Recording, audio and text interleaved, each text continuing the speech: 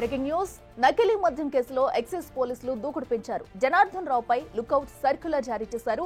ఈ కేసులో మరో 7గురిని నిందితులుగా చేర్చారు. ఇప్పటికే 14 మందిపై కేసు నమోదు చేసి 12 మందిని అరెస్టు చేశారు. తాజాగా తంబళ్లపల్లి టీడీపీ మాజీ ఇన్ఛార్జ్ జయచంద్రారెడ్డి, అతని భావమరిది గిరిధర్ రెడ్డి పేర్లను చేర్చారు. ఈ కేసులో ప్రధాన నిందితుడు జనార్దన్ రావు విదేశాల్లోనే ఉన్నాడు. ఇక 2 రోజుల్లో అతన్ని అదుపులోకి తీసుకున్నారు. ఈ ముగ్గురు ప్రస్తుతం ఆఫ్రికాలో లిక్కర్ బిజినెస్ చేస్తున్నారు.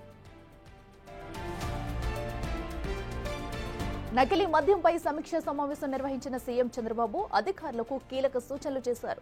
నకిలీ మద్యం తయారీని ఉపేక్షించొద్దన్నారు. రాష్ట్రమంతా కల్తీ మద్యమని వైసీపీ తప్పుడు ప్రచారంతో భయపడుతుందని మండిపడ్డారు. వైసీపీ దుష్ప్రచారాన్ని తిప్పుకొట్టాలని సూచనలు చేశారు. ఇక అదేవిధంగా మద్యం మరణాల ఆరోపణలపై విచారణ జరిపి వాస్తవాలు బయటపెట్టాలని అధికారులకు ఆదేశాలు జారీ చేశారు. రాజకీయ కుట్రలతో తప్పుడు ప్రచారం చేసిన వారిపై కఠిన చర్యలు తీసుకోవాలన్నారు చంద్రబాబు. ఇక వైసీపీ కుట్రలను ఎప్పటికప్పుడు భగ్నం చేయాలని మంత్రులకు సీఎం చంద్రబాబు సూచనలు చేశారు. ఇదే అంశానికి సంబంధించి మరింత సమాచారం మా ప్రతినిధి దామోదర్ లైవ్ లో అందిస్తారు. దామోదర్, చెప్పండి. అటు కల్తీ మద్యం వ్యవహారంపై ఎప్పటికప్పుడు సీఎం చంద్రబాబు అయితే దానిపై స్పందిస్తూనే ఉన్నారు, అధికారులకు సూచనలు చేస్తున్నారు. అయితే ఇప్పటి వరకు ఎక్సైజ్ శాఖ ఎంతమందిని అదుపులోకి తీసుకుంది? డీటెయిల్స్ ఏంటి?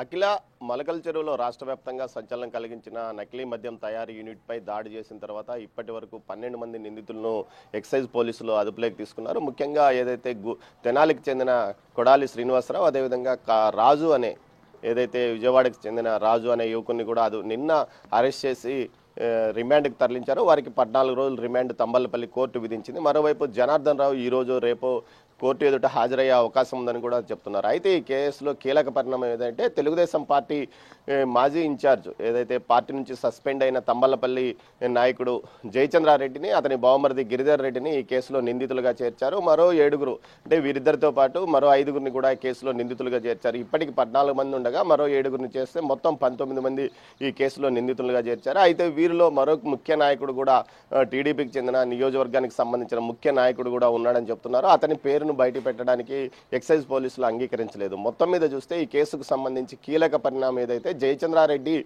దగ్గర పనిచేసే అన్బురాస్ అనే వ్యక్తి ఈ ప్రతి నెల లెక్కలు చూసుకునేవాడు. అతనికి తాను లెక్కలు అప్పచెప్పేవాని అంటూ కూడా రాజు ఏదైతే ఎక్సైజ్ పోలీసులు ఏదైతే ఇచ్చిన వాంగ్మూలం మేరకు జయచంద్రారెడ్డితో పాటు అతని బావమరిది గిరిధర్ రెడ్డిని కేసులో నిందితులుగా చేర్చినట్టు తెలుస్తుంది. మరోవైపు ఈ కేసుకు సంబంధించి పూర్తి స్థాయిలో ఇటు టీడీపీ ఏదైతే పూర్తి స్థాయిలో విచారణ కొనసాగుతుంది. ముఖ్యంగా బెల్ట్ షాపుల వివరాలు తీసుకుంటే పొంగనూరు నియోజకవర్గానికి సంబంధించి 27 బెల్ట్ షాపులకి ఇదే మద్యాన్ని సరఫరా చేసినట్టు తెలుస్తుంది. అక్కడ ఉన్న కొంతమంది నాయకులు, వైసీపీ నాయకులతో పాటు టీడీపీ నాయకుల సహకారం వల్లనే ఆ బెల్ట్ షాపులకు మద్యాన్ని సరఫరా చేసినట్లు కూడా తెలుస్తుంది. ఆ బెల్ట్ షాపుల నిర్వాహకులను కూడా విచారించినట్టు తెలుస్తుంది. ఏదైతే వారి దగ్గర దొరికిన డైరీ మేరకు సుమారు 78 పైగా బెల్ట్ షాపులకు నిరంతరము మద్యాన్ని సరఫరా చేశారు. అది కట్టా సురేంద్ర నాయుడుకు సంబంధించిన తోటలో మద్యాన్ని డంప్ చేసి అక్కడి నుంచి బొలెరో ద్వారా మొత్తం సరుకును రవాణా చేశారంటూ కూడా నిర్ధారించిన నేపథ్యంలో ప్రస్తుతానికి సురేంద్ర నాయుడును ఇప్పటికే ఈ కేసులో నిందితుడిగా ఉండడంతో మరోవైపు అతని డ్రైవర్తో పాటు అతని వాహనాన్ని కూడా సీజ్ చేసినట్టు తెలుస్తుంది. మొత్తం మీద ఈ కేసుకు సంబంధించి మరోవైపు ఇటు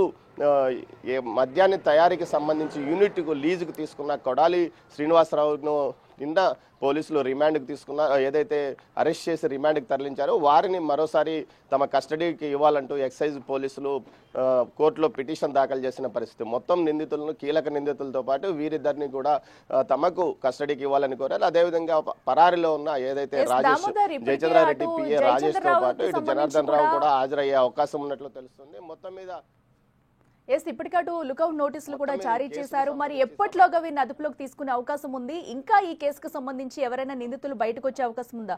ఎందుకంటే పలు ప్రాంతాల్లో కూడా డంపులు అయితే చూసాము. సో ఇంకా అటు చర్యలు కొనసాగే అవకాశం ఉందా?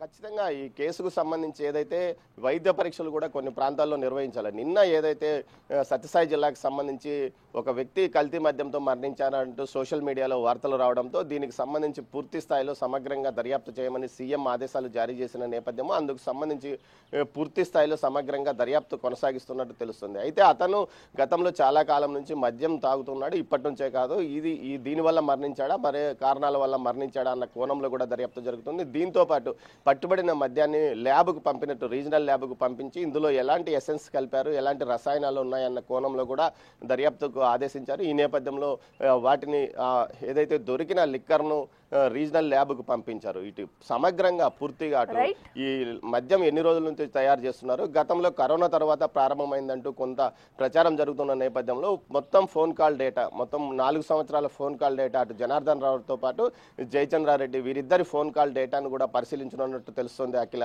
Right Damodar, thank you.